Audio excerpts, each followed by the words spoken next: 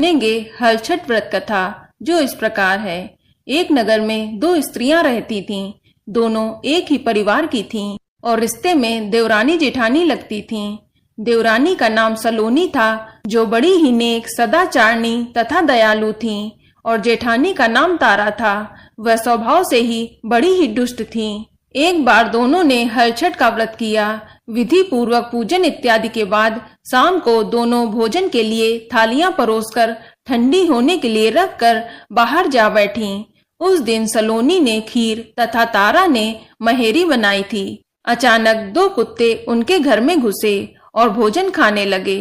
अंदर से चप चप की आवाज आई तो दोनों अपने अपने कमरे के भीतर जाकर देखने लगीं। सलोनी ने कुत्ते को खीर खाते देखा तो कुछ नहीं बोली तथा बर्तन में बची हुई बाकी खीर भी उसके आगे डाल दी। लेकिन तारा थाली में मुंह मारते कुत्ते को देखते ही आग बबूला हो गई। उसने कमरे का द्वार बंद किया और फिर डंडा लेकर कुत्ते को इतना मारा कि उसकी कमर ही तोड़ डाली।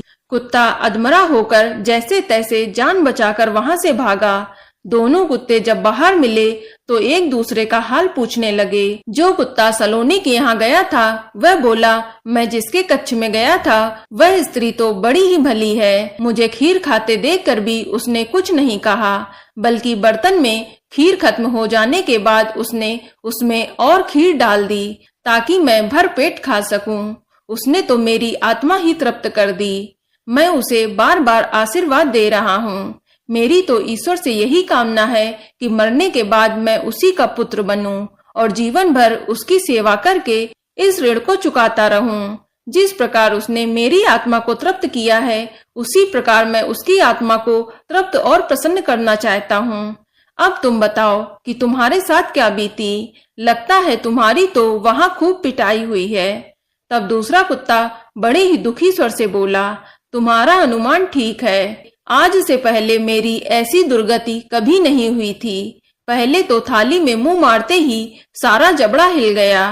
फिर भी भूख से परेशान होकर मैंने 2-4 कौर सटके ही थे कि वह दुष्ट आ गई और कमरा बंद करके डंडे से उसने मुझे इतना मारा कि मेरी कमर ही तोड़ डाली।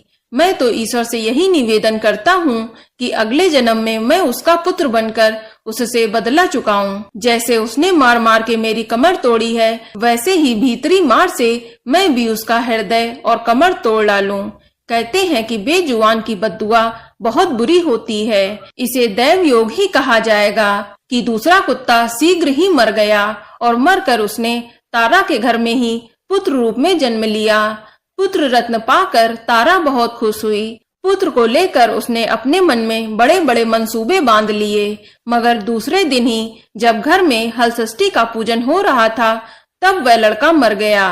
तारा की तो जैसे दुनिया ही उजड़ गई। वह दहाड़े मार मार कर रोने लगी, मगर किया भी क्या जा सकता है। जैसे तैसे उसने अपने सीने पर सब्र का पत्थर रख लिया।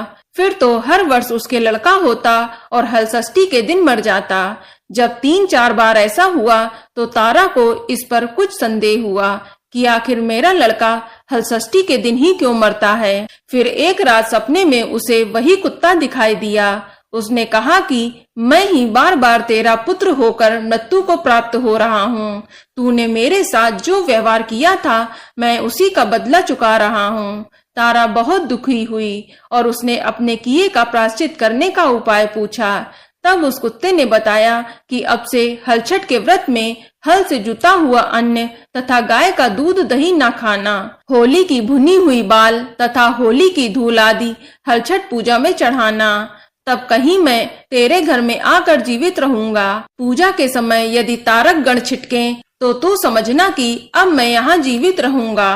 तारा ने वैसा ही किया और इस साल हलषष्ठी के व्रत के प्रभाव से उसकी संतान जीने लगी। तभी से संतान कामना और सुख सौभाग्य के लिए यह व्रत किया जाने लगा।